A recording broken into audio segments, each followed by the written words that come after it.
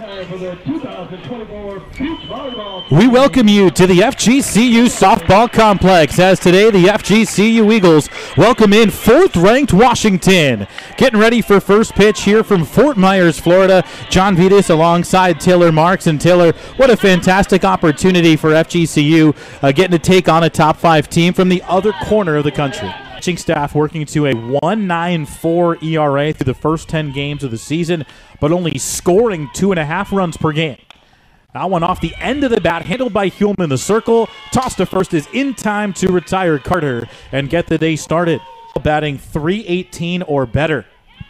Solis no exception at .320 through the first 7 games. That one's lashed out to second base, and Meek comes in to make the catch knee high for out number 2. A lot of people will say that because it's a 2 head coaches with more than 700 wins at these 2 programs, more than 2 decades on their respective campuses. That one's reached for, lifted out towards pretty deep center, and a great catch made, but then it's bobbled and dropped.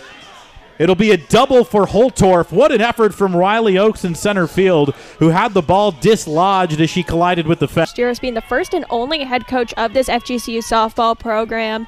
And you've seen consistently his season average is in the 600s for win-loss percentage. So he's always had consistently stronger program. She hails from Colorado, so her teammates do call her Colorado as well. That one hit sharply out towards short. That's going to get through Angelino at short. Viancos will fire home. It's cut off. RBI single for Alana Johnson, and Washington takes a 1-0 lead here in the first.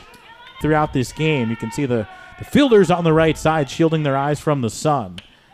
As that one just missed again. Close pitch. Johnson draws the second walk of the inning for the Huskies. And the bases are loaded for Avery Hobson.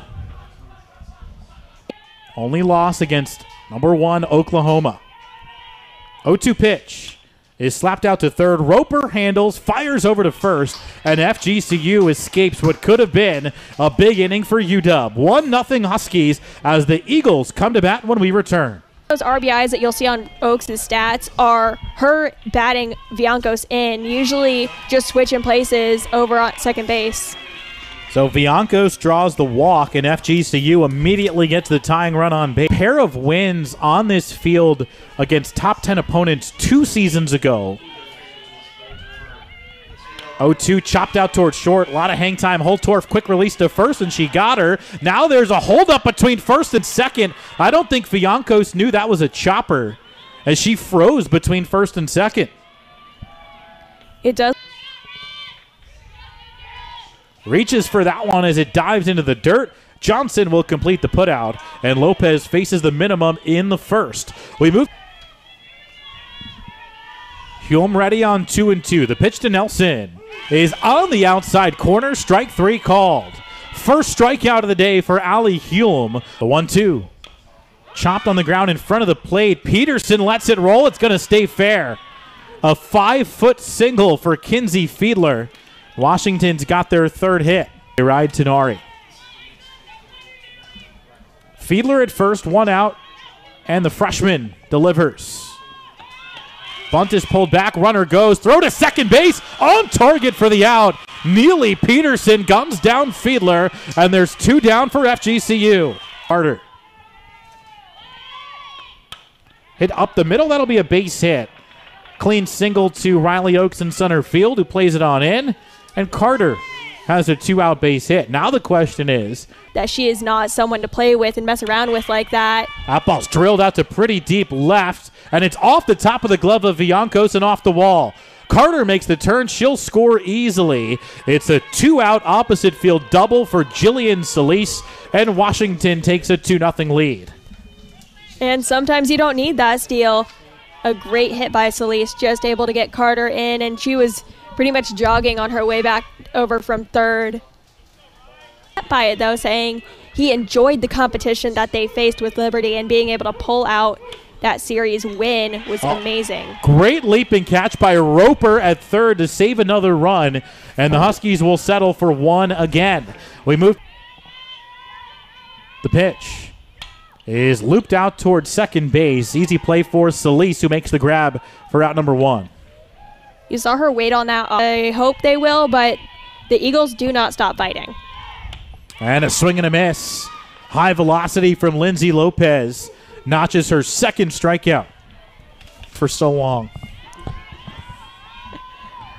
They both have told stories about the brutal winters they've spent up there and being so happy to have this 60-degree weather in the middle of February.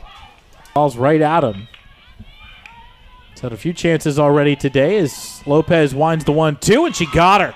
Running pitch down and away from Lindsay Lopez, who has 3 strikeouts through the first 2 innings. He's one of those 3 big senior pitchers complemented by Hume and Bonilla. As that one gets Stewart to chase for strike 3. As Duncan, another freshman, but has kind of made third base her own. yeah, huge roster for the Eagles. Got to use everybody as much as you can as that one dives low for ball 4. First walk issue. And just make themselves better by getting this experience. Yeah, Florida was one of the 2 top 10 teams the Eagles beat 2 seasons ago. That one's rolled to short, handled by Angelino. The flip is just in time, and the turn will get Johnson as well. 6-4-3 double play gets FGCU out of the top of the 3rd. Eagles will come to bat, down just 2 after 9th. 8 consecutive games without one. Now, most of those games she had only 1 or 2 at-bats. That one's lined to right field, but coming in to make the grab is Johnson.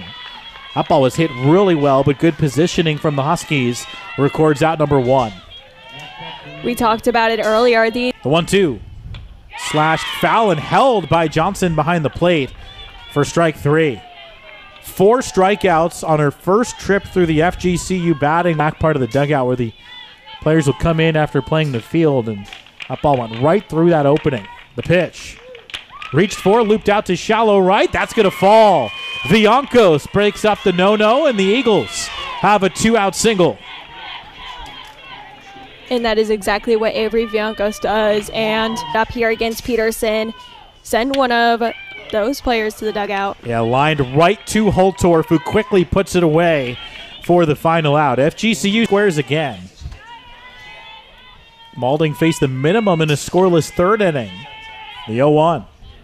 Slashed out towards short, and beyond it, diving Angelino into left center field. So Hobson comes up with a single, and Washington's got the leadoff.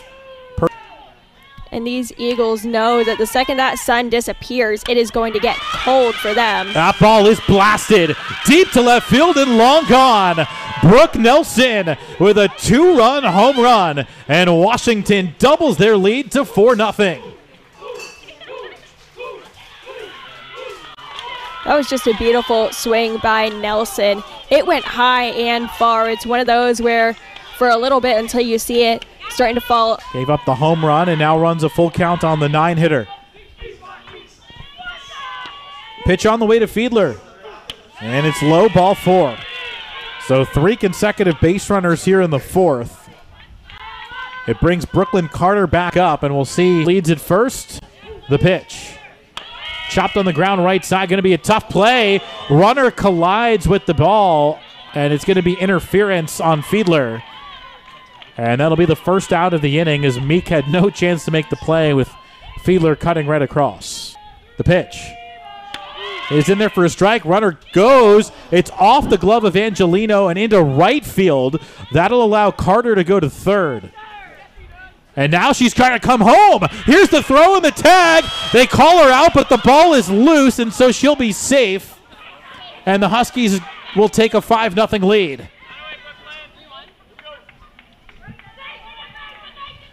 It looks like they're trying to figure out whether that was an out or a safe call because at the pitch. Lined up the middle. That's a base hit. Oaks plays it on in. It's a sharp single from Holtorf, who's got her 2nd hit of the game. And there are 2 aboard for Washington. Maulding closing in on 50 pitches here in relief. Hit on the ground right side. Flagged down by Meek. And the flip to first is in time to get Stewart for out number 2. Both Huskies runners advance. So it'll be runners at 2nd and 3rd with 2 outs for Alana Johnson, which is The run that puts the run rule into motion, but that's not what you're concerned about if you're the Eagles. That one ripped off of Roper's glove. The throw will come into third. There is no play for the Eagles. It's an RBI single for Johnson, and Washington takes a 6-0 lead here in the top of the fourth. Normal 7 innings. 1-1. Misses outside. Runner goes. Throw on target, and Peterson's got another one. Second caught stealing of the night for Neely Peterson, and that gets the Eagles out of the fourth inning. We're halfway home from Fort Myers. Washington now leads 6-0. USF and Pitt. That one lined over third, sinking, but caught by Hobson. Great positioning again from Washington as Oaks slapped one down the highly accomplished pitcher. But the number 2 option behind Ruby Malin, the sophomore, we probably won't see tonight. And there's a swing and a miss. Lopez racks up another strikeout. Give her from these FGCU hitters is they like to hold off on that off speed, but when they make a swing, it's going to be big. Yeah, and chase the high fast one there. And Lopez now with half a dozen strikeouts through 4 scoreless innings. 1 week home, 1 week away, and just go through that back and forth, but they're only leaving the state twice. Johnson has a base hit, grounds that one up the middle. First knock of the night for Olivia Johnson. In the regular season will be Clarksville, Tennessee against Austin Peay. Pretty favorable travel schedule for the Eagles this year. 1-2 right back to the circle. Snap throw to second for 1, and there will not be a relay as Hobson runs well. It is a 1-4 fielder's choice. Turning around and throwing it to second to get that lead runner. She shows a lot of maturity there and a lot of skill. Here's Nelson, who rolls one out to second. Meek will flip. The turn by Angelino is not in time. Nelson beats it out. A 4-6 fielder's choice earns the Eagles out number 2. For most of the winter.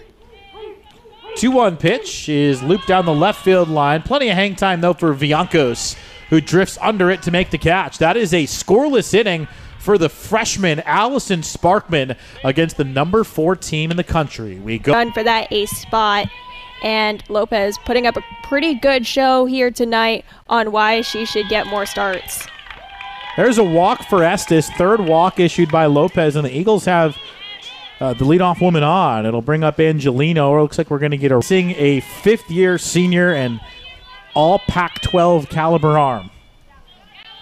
Pitch to Wiley is slashed to first, caught, and good base running there to get back as the Eagles avoid the double play. But Wiley makes contact on the first pitch against Lopez. Exactly. She'll be off on anything that gets down. That one's lifted out to right. Johnson is there to make the grab. Barely had to move in right field. So Roper now has flown out to right field twice, and it's this week. So you got to get Lopez out of there to the point where she can come back and be pretty fresh tomorrow against Stetson. That one's lifted in the air, foul, and caught by Fiedler as the third baseman comes in to make the grab and retire the Eagles in the 5th. We go to inning number 6. It's Washington 6 and FGCU nothing. And then next weekend they'll go to Eugene, Oregon and play Florida State. That one's chopped over the circle and into center field. A base hit for Carter, and she's aboard to start the inning. We're going to play a team from Florida and 2 teams from Maryland in Oregon next weekend. Stanford coming out as kind of a more surprising powerhouse last year. That ball scalded up the middle, but gloved, and the throw by Wiley is in time. A double play for FGCU to erase Carter at first base. That was just one of 3 Huskies now who have multiple hits. Getting this out here would be huge for Sparkman and the Eagles. There it is, right to Wiley. She's got it again, and the throw is true. 2 on the inning. Allison Sparkman faces the minimum in a scoreless 6th as the so versatile at doing both. She can lay down a bunt. She can do everything. There's a high chop. Peters has to hurry, and she's safe. Villancos beats it out at first, and she's been on base all 3 times today. Villancos really showing. Hit on the ground is short. There's the flip. Solis the turn, not in time. Meek runs too well. See, it's all about that speed of these FGCU runs. Yeah, so she's capable of it. You've seen it happen. A 1-2 coming from Peters. Hit on the ground to third, handled by Fiedler. Low throw goes into right center field. Bianco's headed for third. She's got the wave. Here comes the relay throw to the plate, and she slides in below the tag, and FGCU is on the board. Oaks flies all the way to third, and that is an error that has opened the door for FGCU. FGCU taking the same advantage of a similar error that they made earlier. Experience advantage. 2-1 pitch. Lined up the middle, but caught on a line, and Oaks did not tag in time. A strong throw by Carter as well. That ball was ripped by Megan Ricks, but it's allowed out number 2. With the velocity. That was about a launch angle of 1 degree right there, right back where it came from on a line. Here's Peterson, and she lifts one behind first base. Solis and Nelson are there, and Nelson makes the catch, a step into foul ground to retire the side. So the Eagles have to settle for just 1 run on the throwing error from Fiedler. On to the post. Angelina Bonilla is now in the circle, one of the top arms for FGCU, who they've chosen to wait to use until late. That's normally her role. This one's lifted out to shallow right, and the second baseman Meek makes the catch on the pinch hitter. But that's a part of college softball. Huge difference in the roster construction for these two teams. That ball's belted out to left center, and Oaks runs it down deep in the gap for out number 2. Good contact there from... But that's a part of college softball. Huge difference in the roster construction for these two teams. That ball's belted out to left center, and Oaks runs it down deep in the gap for out number 2. Good contact there from Glab, but the Eagles turn it into an out. A noticeable bright spot for the Eagles. Absolutely. Not enough can be said about Sparkman and her ability to just fight through in the circle. She looks calm. She looks confident. And there's another running catch by Oaks in left center. Johnson squared that ball up, but Oaks able to get Bonilla through a scoreless and perfect. Go for most of them until you get to conference play. Eagles do play the Owls once out of their 5 games in Boca, as Sharella takes low for ball 4. So the Eagles have the leadoff runner on, and it'll bring up Wiley. High velocity pitches. There it is again, and Wittenberg can't catch up. Sydney Peters records her first strikeout. Some serious gas from Peters, who's get some of those younger players some experience, some at-bats, some time in the circle, some time in the field. It's back-to-back strikeouts now for Peters as Gibson goes down swinging, and the Eagles are down to their final out. And they're a left-handed, but the rest of them are going to be slappers. But that does not mean she has less speed. Lines that one over third, a base hit down the line, rolling all the way to the corner. Sharella makes the turn. Here comes the throw to the plate. It cannot be handled, and FGCU gets another run back. It's an RBI triple for Cameron Feast, and it's about a 6-2 loss in this situation. Eagles have held their own. Here's the pitch. Swing and a miss. She got her. Peters strikes out the side and puts down the Eagles tonight. Your final score in 7 innings, the Huskies 6 and the Eagles 2. Washington jumped in front with singular runs in the first 2 innings, but the difference, Taylor, was the 4-run fourth, highlighted by the 2-run home run from Brooke Nelson. Absolutely.